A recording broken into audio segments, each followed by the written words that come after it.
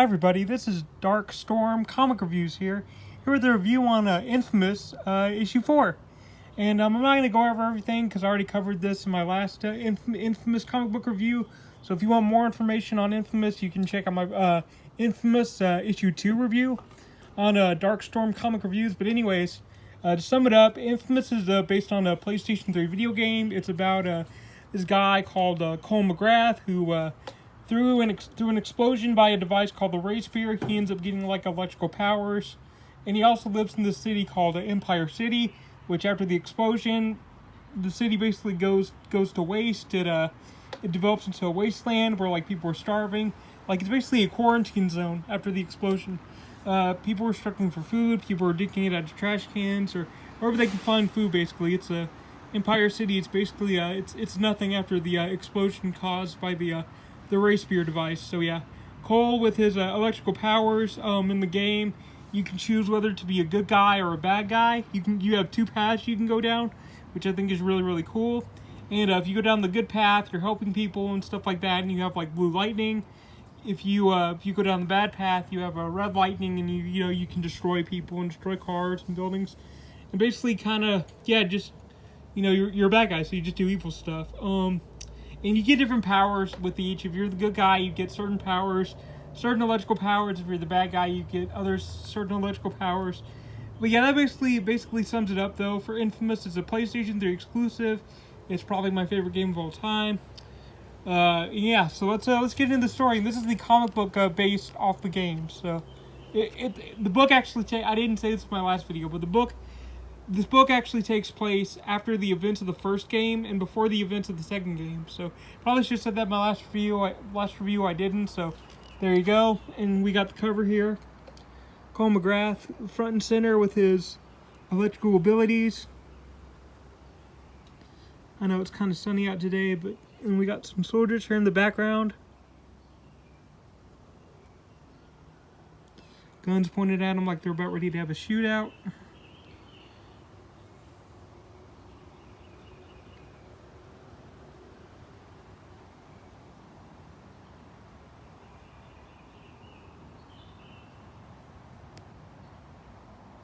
There you go. That's the cover. I like it. It's a pretty cool cover. So our story starts off.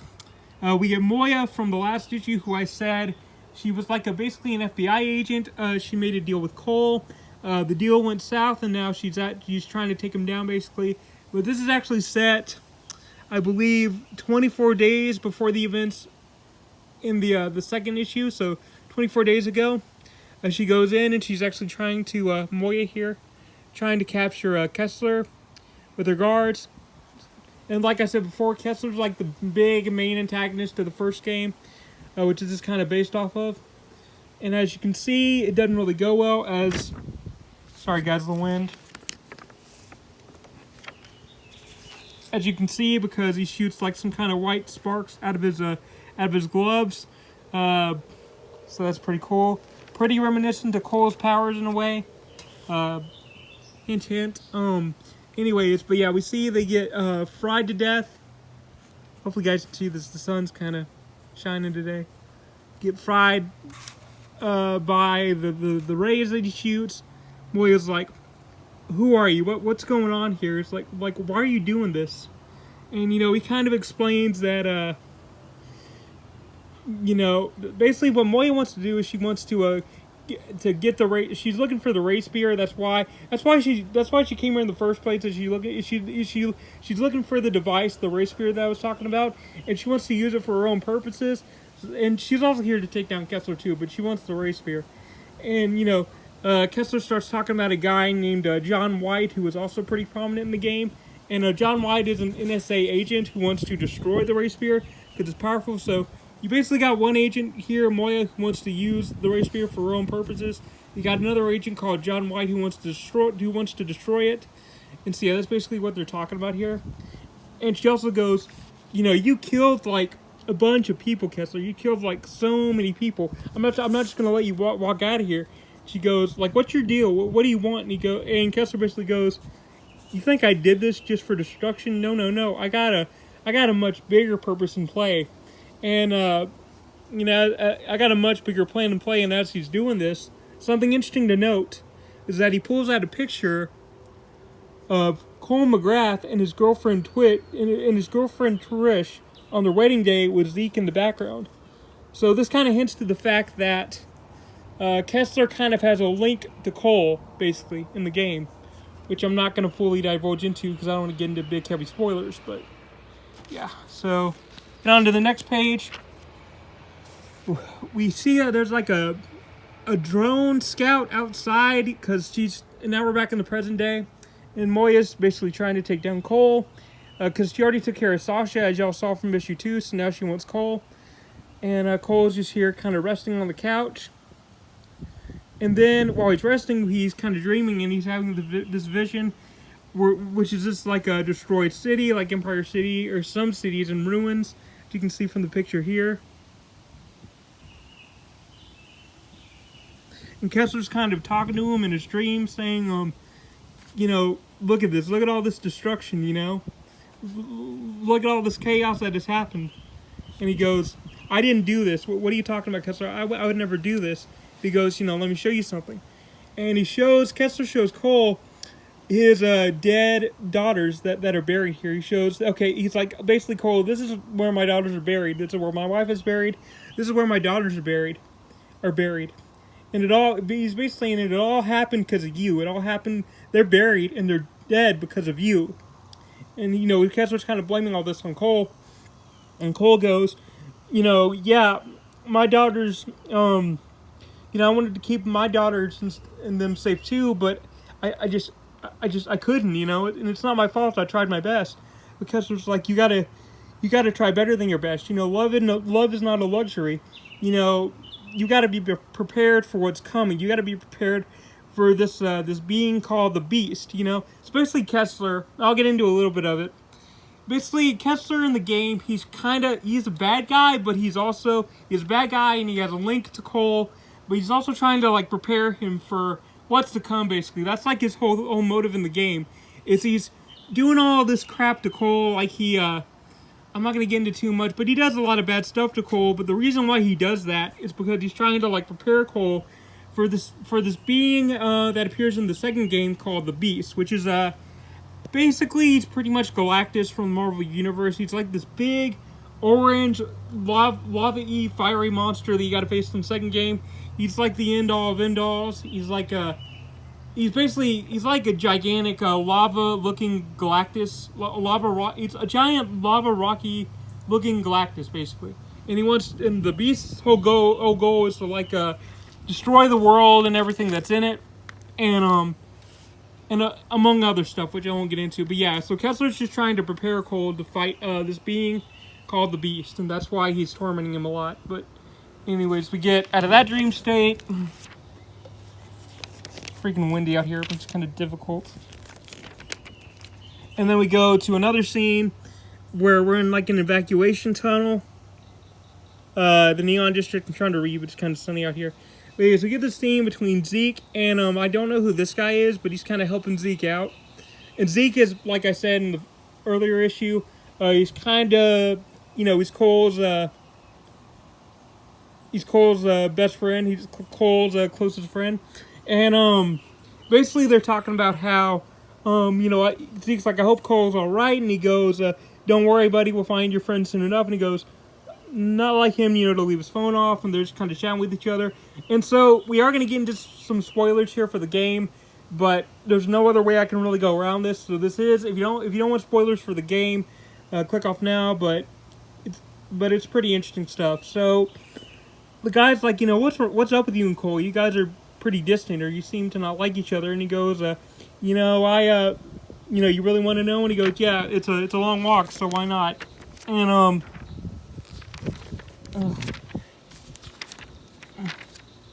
so he goes, you know what, I'm tired of running from it, so why not? I'll go ahead and tell you. And he goes, so he starts saying, you know about the race fear, right? And he goes, yeah, well, and then again, this takes place in the first game. And basically what happens is, Zeke explains that, so in a level in the game, there's this place called Alden's Tower where Cole and Zeke have to climb the tower, and that's where the race fear is located. And on top of that tower is a guy named Alden, and he has like a bunch of trash powers basically. And also, Kessler shows up in the game too in that specific part. And basically, the whole level revolves around Cole and Zeke trying to steal the race beer. They're trying to steal the race beer and keep it away from like Kessler and Alden, the bad guys, basically. But in the midst of all that, Zeke, who's holding the race beer, decides to activate the race beer in order to get powers like Cole, so he can defeat Kessler and Alden. So he decides to use the race beer for himself, which sounds good and all. He gets superpowers so he can help fight off the bad guys that are about to get him. But he's kind of arrogant in the fact that to get those powers, you have to sacrifice like 1,000. You have to like absorb 1,000 lives into the spear in order to then get the power. Like he has to sacrifice a bunch of lives in the process in order to get the power. So that's where Cole and Zeke kind of had their falling out, so to speak. It's because Zeke was selfish and he really wanted superpowers like his friend, and he ended up using the race spear to try to give himself superpowers, but in the process also absorbing other people's souls and sacrificing them and stuff like that. So I'm sorry, I'm trying to make this as clear as I can for you guys, but I might be confusing you guys, honestly. You just, if you're confused about anything about what I'm saying, just Google it. That's like the best thing you can do. Google some of this information. But yeah, I just want to go over it again real quick. So, yeah, so Zeke basically betrays Cole, and that's why they're in this mess. So, in the game, it's pretty interesting. It's more interesting than how I'm putting it, basically. But, so we get to the scene, they're kind of talking to each other. And it's cool because the guy who's helping Zeke out is kind of giving him some good advice. Like, Zeke's like, I've been trying to put it right. I've been trying to, like, fix stuff so Cole can forgive me. But the guy's basically telling him, like, you can't just, you got to forgive yourself. You can't just, keep trying to do good things for people and help people to forgive you. Because, you got to respect the fact that, he may never forgive you for what you did, but you just got to learn to forgive yourself. And he goes, and Zeke's basically like, well, I still want to make it right, though, because he's my friend and everything. And he goes, yes, you can do that. That's all fine and dandy, but you really gotta learn to forgive yourself first before, he forgives you. And if he doesn't forgive you, how are you gonna live with that, basically? So, and also he talks about how, another pretty interesting thing he talks about, the guy next to Zeke, he goes, because I used to work in the prison system, and, I used to work with all these bad guys, I was a real, hard ass, basically, and, but then I realized that if I wanted this prison to functionally work right, the prisoners had to forgive themselves. They had to forgive themselves of their crimes, which doesn't make it right, of course, but it's easier to work with the system and the prisoners if they learn to forgive themselves and not worry about that other person forgiving them, basically. So it's pretty good stuff. I like it. I like this scene. Really hoping you guys can see this. Yeah, good stuff. Good stuff overall. We get to the Neon District, where we see a monster kind of breaking out of this bunch of rubble, and we get these thoughts where he goes like, "No, he hasn't beaten me. Of course, I didn't forget." It's like he's kind of thinking thoughts in his head. I think, and he kind of breaks out and he escapes. So the big purple monster escapes, and then we get the scene where Cole's looking for food, but the food's all rotten, and we see the soldiers kind of break in. He's trying to get some water, but that's not working either. Soldiers break in. They throw in some kind of gas grenades. By the way, which, you can see the gas right here, and you can see the gas grenade over here. Hope I'm aiming at the right thing. The gas that's coming from that grenade is actually the black goo from Sasha. Remember in the issue 2 when I did the review, Sasha, her power, she's the three-tongued lady with the three tongues. Remember, she has the power to spray black tar onto people, which gives them like hallucinogenic memories or hallucinogenic thoughts, and she can like control them with that hallucinogenic black goo. And from the last issue that I reviewed, Moya was sucking the FBI agent was sucking that goo right out of her. So, and as you can see, this is what she used the goo for these gas grenades. So, this is Sasha's manipulative goo in a gas form, so it's pretty cool. That's what's used for the gas. So that's why we see Cole now have these sort of visions. Wind. There we go. So we see Cole have these visions of his girlfriend Trish, by the which Trish is Cole's girlfriend in the game, and she's pretty important too. We see him have visions of her saying, like, you killed me and you just watched, and he goes, I tried, and he's like, you killed me. Why would you kill me? Why would you do this? And it's all just visions in his head. And basically because in the game, when you play as the good side of Cole, you try to save Trish in one of the levels, and she ends up dying, and so Cole's kind of blaming himself, even though Kessler basically set up her death as a way to motivate Cole to prepare him for the beast, like I was saying earlier. So he's having all these visions. Zeke and what's his name are wondering what's happening. And so Cole, confused and everything, he jumps out of the window.